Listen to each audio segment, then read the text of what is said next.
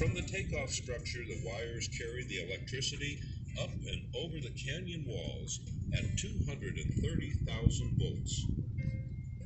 The towers that support and direct the wires are leaning into the canyon.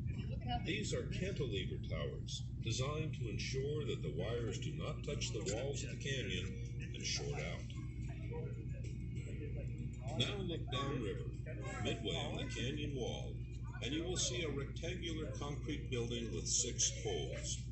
This is the valve house. There are 2, one on each side of the canyon. Each building contains 2 90-inch jet flow gates. These gates allow us to run water around the turbines if necessary.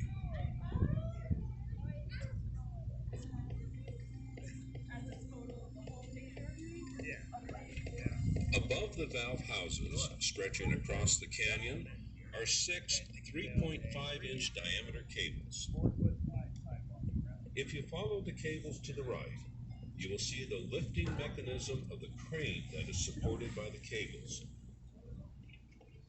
This is the original crane